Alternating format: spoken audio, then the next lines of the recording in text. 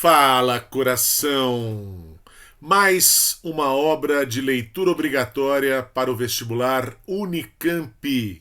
Prosas seguidas de odes mínimas, de José Paulo Paes. É um livro de poesia, tá? Que tá aí na lista, né, deste vestibular para a Universidade de Campinas. Bela homenagem da Universidade de Campinas a um poeta do interior de São Paulo. Então, já que o vestibular é para, né, a universidade de uma cidade do interior de São Paulo, Campinas, nada melhor do que homenagear aqui o José Paulo Paes, que é o poeta da cidade de Taquaritinga. Nascido em 1926 e falecido em 1998. Poeta, tradutor, ensaísta, crítico literário. O livro, coração, livro escolhido aí pela Unicamp, é um livrinho de bolso, curtinho, tranquilo, né? Ele foi publicado em 1992. Livro que reflete um momento difícil na vida dele, quando ele precisou amputar uma perna. Beleza? Isso vai aparecer nos poemas, tá?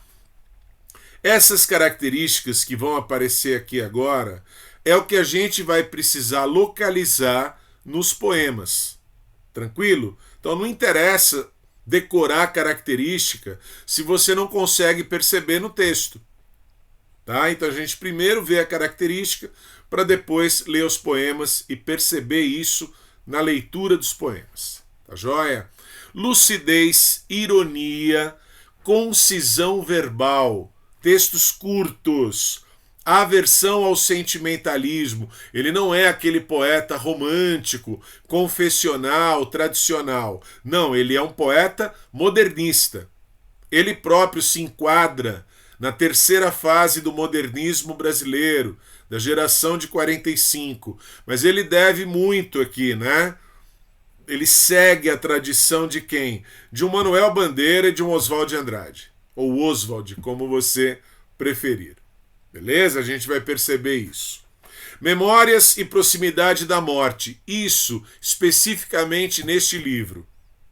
Com alguma descrença e sempre intenso lirismo. Então ele consegue ser lírico sem ser sentimental, sem ser piegas, sem ser romântico ao extremo. Tá? Um poeta que sem ser confessional, né, uma poesia que sem ser confessional é íntima, cheia de lembranças e experiências biográficas. Fala de seus pais, de amigos mortos, da perna que teve que amputar, mas não cede nunca às tentações da autopiedade e do desespero. Até por isso ele vai lembrar muito, né, o Manuel Bandeira. Tá? Então a opinião do Marcelo Coelho, importante para a gente entender o autor e a obra. E aí o livro é dividido em duas partes. As prosas, primeiro, e elas serão seguidas pelas odes mínimas. O que a gente vai entender aqui como prosa? Prosa é a conversa fiada. Prosa é o bate-papo. Tudo bem, coração? É o lero-lero. É a conversa de botequim.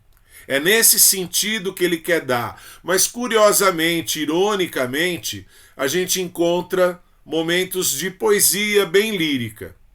Tá joia? Então tudo é muito irônico, né, na obra do José Paulo Paes. Escolha do túmulo. Estou, evidentemente, escolhendo alguns textos para a gente perceber as principais características. Lógico, a Unicamp vai transcrever o poema na hora da prova. Ninguém vai precisar memorizar texto poético, tá bom? Onde um lúcido menino propõe uma nova infância, ali repousa o poeta, ali um voo termina, outro voo se inicia. Coração, é metalinguagem aqui, porque é a visão que ele, José Paulo Paes, tem acerca da poesia. O lúcido menino, nova infância. Então é o menino que sobrevive no adulto. O adulto que vai buscar uma nova infância por meio das palavras. É a arte da palavra escrita, é a arte poética, tá? que recupera, que reinstala ali uma nova infância. Por que infância? Porque a infância traz aquele olhar inicial, aquele olhar virgem, você olhar para as coisas como se estivesse olhando, vendo, percebendo pela primeira vez. Então, para o poeta, independente da idade dele, esse olhar infantil, ele é fundamental. É perceber a novidade. Sinto-me nascido a todo instante para a eterna novidade do mundo. Isso é lá do Fernando Pessoa. Mas vale aqui para a gente entender o José Paulo Paes. Tá? Então o lúcido menino tem a lucidez. A gente acabou de ler na crítica do Marcelo Coelho. Tá? Mas tem, né, esse olhar infantil, que tem que sobreviver, que tem que permanecer, independente da idade que o poeta tenha. É sempre a criança dentro dele, né, que está ali percebendo as coisas, vendo as coisas e percebendo a poesia que existe em todas elas. Beleza? Então o voo termina, outro voo se inicia. Essa poesia é um voo, né? Ele usa essa metáfora da criação artística, da criação poética. Então, curto, você percebeu, síntese, tá? É a poesia que não se preocupa com a métrica, não se preocupa com a rima, é um poema modernista, tá? Mas com todas essas características já aí, tá? Sempre eu trago algumas fotos do José Paulo Paes aí no meio dos poemas, né? Será que o livro é escrito como aquela eterna busca do tempo perdido? Para citar lá, né, o Marcel Proust. Mais ou menos, né? Até por ser um livro publicado em 92, ele morre em 98. Então ele já está ali naquele momento, né, de vida, de retomar, de recuperar o passado perdido, né? Noturno. O apito do trem perfura a noite. As paredes do quarto se encolhem, o mundo fica mais vasto. Tantos livros para ler, tantas ruas por andar, tantas mulheres a possuir. Quando chega a madrugada, o adolescente adormece por fim, certo de que o dia vai nascer especialmente para ele. Coração, oposição aqui, né? Quase um paradoxo. As paredes do quarto se encolhem, mas ao mesmo tempo o mundo fica mais vasto. Porque ele que está ali dormindo naquele quarto está ouvindo o apito do trem lá longe, lá fora, né? Querendo abraçar o mundo, querendo conquistar o mundo. Então, o adolescente que vivia lá na cidade pequena de Taquaritinga, no interior de São Paulo, que vai querer ganhar o mundo, que vai querer conquistar tantos livros, tantas ruas, tantas mulheres. Então, um mundo muito grande para ele caber naquele quarto.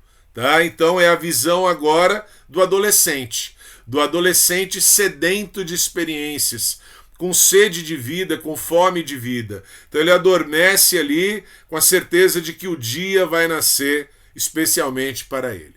Tá? Então, primeiro a visão da infância, que permanece, e agora também, né, da adolescência. É com essa busca que ele vai prosseguir na vida e na carreira dele, dedicada às letras. Terceiro poema aqui selecionado, um retrato. Eu mal o conheci, quando era vivo. Mas o que sabe um homem de outro homem? Até o dia em que tive de ajudar a descer-lhe o caixão à sepultura. Aí então eu soube mais que a ausência. Senti com minhas próprias mãos o peso do seu corpo, que era o peso imenso do mundo. Então o conheci, e conheci-me. Ergo os olhos para ele na parede. Sei agora, Pai, o que é estar vivo. Então, num primeiro momento, parece apenas e tão somente, né, um poema de lembrança, de memória do pai.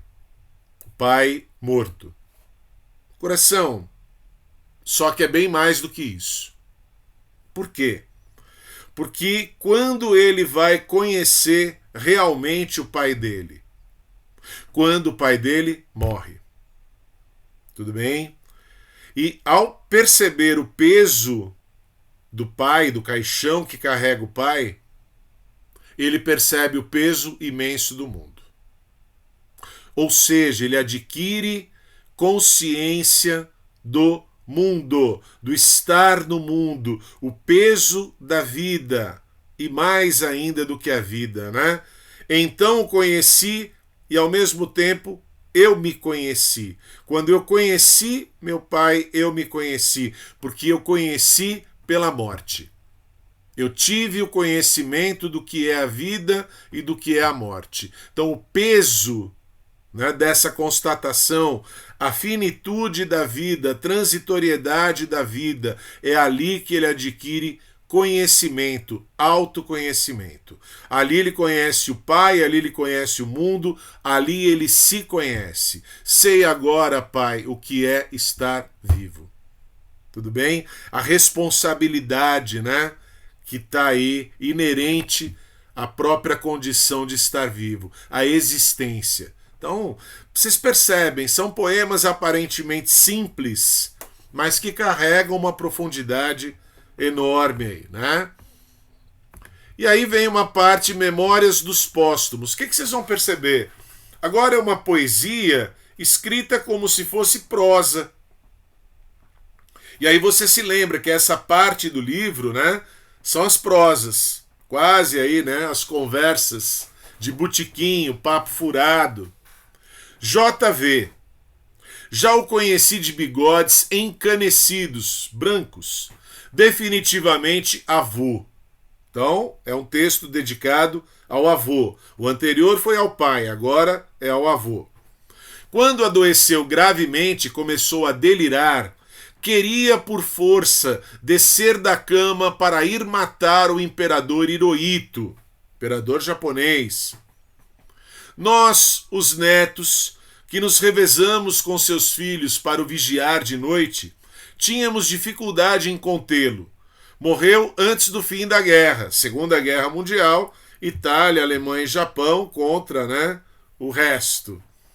Muitos anos depois, ao ler eu a notícia do falecimento de Hirohito, vi que ele não perdera por esperar. O último escudeiro de Afonso Henriques o tinha finalmente alcançado. Então, o sonho, né, a loucura, o delírio daquele avô dele, que acabou se concretizando e acabou se ironizando, né? A ironia dele, coração, está sempre presente. Ele vê, né, as coisas ao mesmo tempo com lirismo, é o lado lírico, o sentimento está aí presente, mas não é aquele sentimento derramado.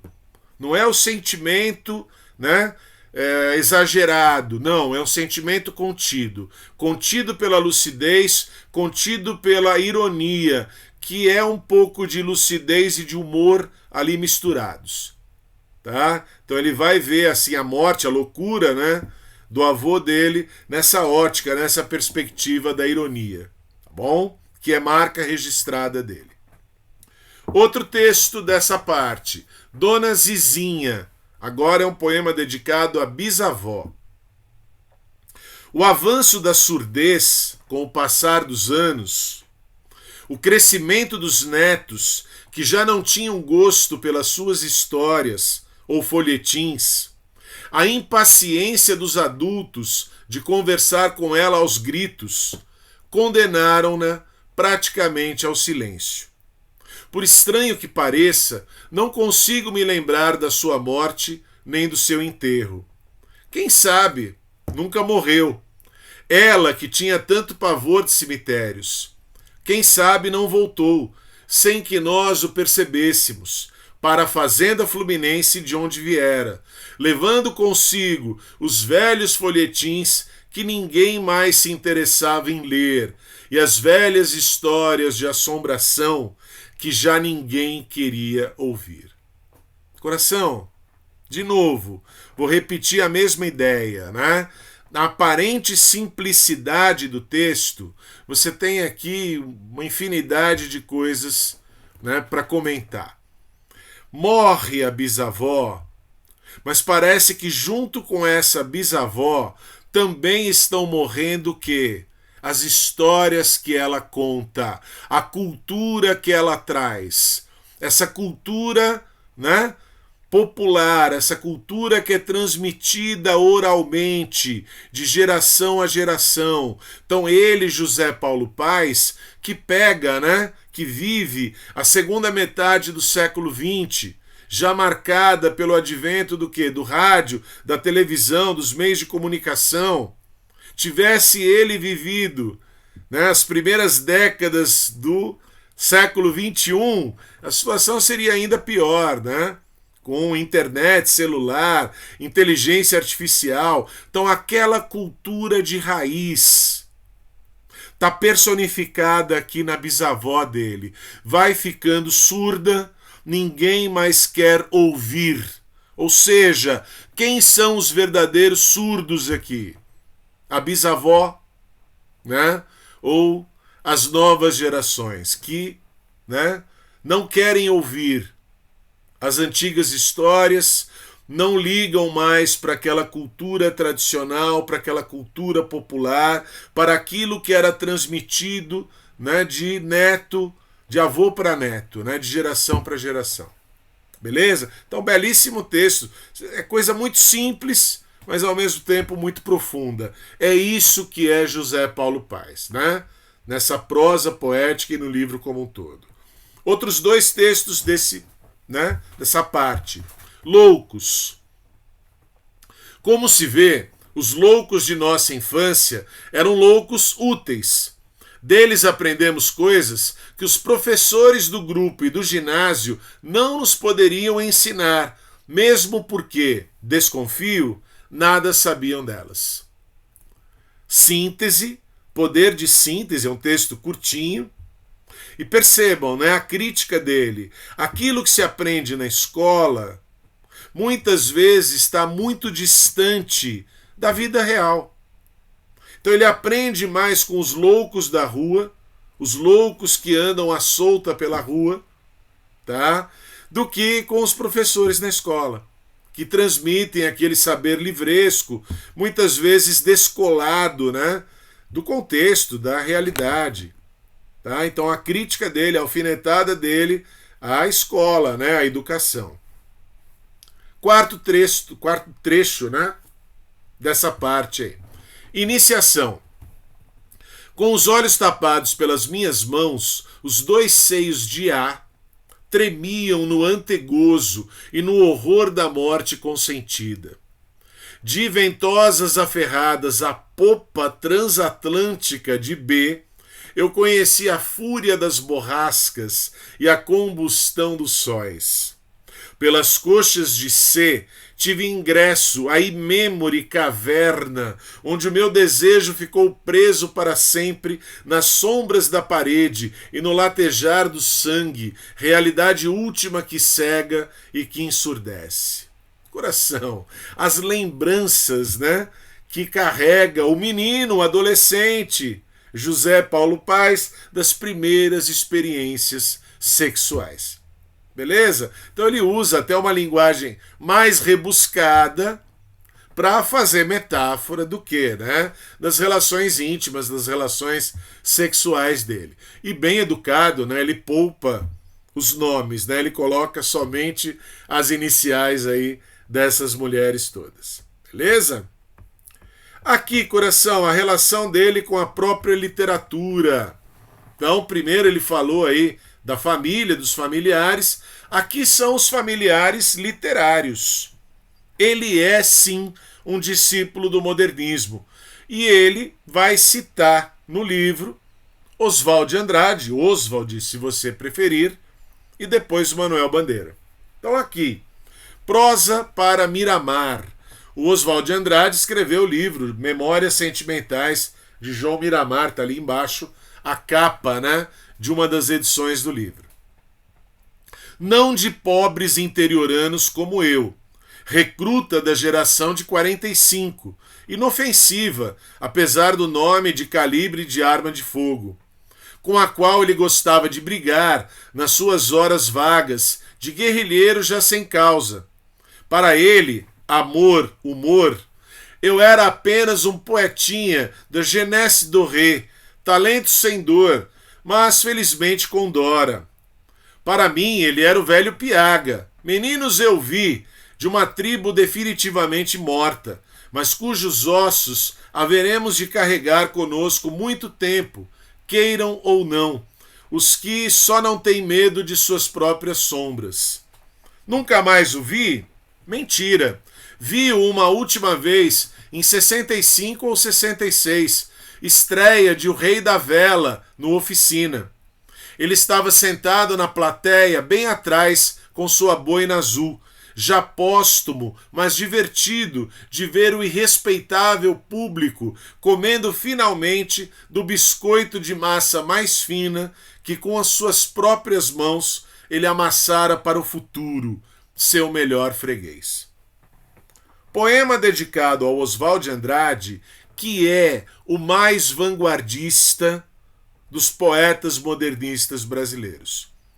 Ele está lá enquadrado, né, na Semana de Arte Moderna de 22, na geração de 22, e sempre, né, atrás de um Mário de Andrade, de um Manuel Bandeira. Mas ele, né, Oswald de Andrade, foi o responsável pelos manifestos. O Manifesto da Poesia Pau-Brasil, o Manifesto Antropofágico. Ele estava muito à frente do seu tempo. Então a ideia fundamental está aqui nesse final. Final do poema, quase prosa. Perceberam? O José Paulo Paes misturando os gêneros. Este é um poema que tem elementos da prosa, quase de uma conversa, de um bate-papo. Ele prestando essa homenagem, né, a um poeta da geração de 22. Então, Oswald de Andrade sempre à frente do seu tempo. A palavra vanguarda quer dizer exatamente isso, né? Avant-garde, à frente da guarda. Então, ele que vai praticamente ali, né, com a antropofagia, abrir espaço para uma tropicália de Caetano Veloso e Gilberto Gil, por exemplo. Tá? Ele vai ser entendido décadas depois. Vocês percebem, O Rei da Vela, que é uma peça escrita por ele, só vai ser levada aos palcos nos anos 60. Perceberam? Então, bela homenagem aqui do José Paulo Paes ao Oswald de Andrade. E aí, logo em seguida, vem o Manuel Bandeira. Ceia. Não te desculpes da modéstia da comida. Ofereceste o que tinhas de melhor. Podes agora dizer boa noite, fechar a porta, apagar a luz e ir dormir profundamente. Estamos quites, tu e eu, teu mais hipócrita leitor. Manuel Bandeira é o poeta da simplicidade, e nesse sentido o José Paulo Paes vai lembrar muito a poesia do Manuel Bandeira. O Manuel Bandeira é o poeta do cotidiano. E uma marca pessoal, uma marca biográfica, é que o Manuel Bandeira descobre ser tuberculoso antes dos 20 anos de idade, numa época em que a tuberculose era uma doença fatal. E ironia do destino, ele só vai morrer com 82 anos de idade. E aí ele escreve vários e vários poemas se referindo à morte. Alguns dos poemas do Manuel Bandeira estão aqui, né, praticamente citados pelo José Paulo Paes, quando ele fala, né, do dormir profundamente. Estão todos deitados, dormindo profundamente. Evocação do Recife, poema do Manuel Bandeira, que está aqui, né, como uma alusão dentro do poema do José Paulo Paes. E outros, né, quando ele se refere à morte. Então ele aqui homenageando o poeta Manuel Bandeira, dá para entender, né, na morte do Manuel Bandeira, se não me engano, em 68. Joia? Então o livro vai ser publicado muito depois, mas aí ele recolhe os poemas que ele escreveu ao longo de décadas, né? Então, um belíssimo texto também. Agora, coração, vamos passar para as odes mínimas. Lembrem do título, prosas seguidas de odes mínimas. E aí, o próprio título odes mínimas é um paradoxo, né? Porque ode é um poema lírico de exaltação. Você vai exaltar algo grandioso. Então a ode ser mínima já é algo paradoxal. E vejam, agora ele vai ser mais prosaico do que nunca. Primeiro, poema que eu destaquei, ele dedica a perna esquerda. Lembrem, né? Ele teve que amputar a perna. Os maus passos, quem os deu na vida, foi a arrogância da cabeça, a incurável cegueira do coração. Mas não te preocupes, que no instante final estaremos juntos, prontos para a sentença, seja ela qual for. Então ele foi separado da perna, mas no juízo final, na morte, né, ironicamente, ele vai dizer o quê? Estaremos reunidos, né, mais uma vez para receber a sentença final. Tá? Então sempre, né, ele vai tocando as questões mais difíceis pelo viés, pelo olhar, pela perspectiva da ironia. Tá bom? É o humor, né? Aquele humor às vezes amargo, mas sempre humor. A ideia é rir, inclusive da desgraça. Tá? Outro poema aqui, outra ode, né? A bengala, ele que agora, né, amputou a perna, vai ter que usar a bengala. Contigo me faço pastor do rebanho de meus próprios passos. Síntese, coração, vejam, é um poema de 3 versos. Joia? Tá? Então sempre, né, lembrando aquelas características que a gente viu logo no início. Já disse, vou repetir, mais prosaico aqui nas odes do que nas próprias prosas. Né? Vai fazer um poema inteiro dedicado à garrafa. Então vejam, é um objeto, né? Algo concreto, algo banal. Contigo adquiro a astúcia de conter e de conter-me. Teu estreito gargalo é uma lição de angústia. Por translúcida, pões o dentro fora e o fora dentro, para que a forma se cumpra e o espaço ressoe. Até que, farta da constante prisão da forma, saltes da mão para o chão e te estilhaces, suicida, numa explosão de diamantes. Num poema dedicado a uma garrafa, há muita filosofia por aqui, né? Percebam, a lição de angústia, é o estreitamento, é o sufoco, né? Colocar o que está dentro fora. Quando você tem a dificuldade, né, de expressar um sentimento, uma dor, uma angústia. Então ele usa a imagem da garrafa. É a garrafa objeto, é a garrafa no sentido literal, denotativo, e é uma garrafa metafórica aqui também, por tudo que ela pode simbolizar. Beleza? Então, faz poesia com elementos banais do cotidiano. Manuel Bandeira é a referência, sem dúvida nenhuma. E sempre, né, até pela ironia, que é marca registrada dele, um iconoclasta, aquele que quebra, né, os ídolos, as imagens. Qual é o grande, né, templo contemporâneo? Shopping center. Dentro do capitalismo, shopping center é aquela reunião de lojas, então é quase que um templo, o templo sagrado do capitalismo. E ele é um iconoclasta, quebrando as imagens dentro desse templo. Vejam, ele vai falar em círculos, e aí evidentemente ele está lembrando Divina Comédia de Dante Alighieri, principalmente a parte do inferno.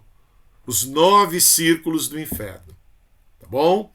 Então o shopping center é, na verdade, um inferno. Pelos teus círculos vagamos sem rumo, nós, almas penadas do mundo do consumo. De elevador ao céu, pela escada ao inferno, os extremos se tocam no castigo eterno. Cada loja é um novo prego em nossa cruz. Por mais que compremos, estamos sempre nus. Nós que por teus círculos vagamos sem perdão, à espera até quando? Da grande liquidação. Então ele brinca, né, com o consumismo, relacionando ao mundo religioso. Divina Comédia, né, inferno, purgatório, céu, juízo final, julgamento final. A grande liquidação é esse juízo final. Tá? Então, a Unicamp pode muito bem colocar um texto desse para você interpretar, tá? E aqui estamos chegando ao final. Ele citou, né, poema mais curto da língua portuguesa, escrito pelo Oswald de Andrade. Amor, humor. Tá?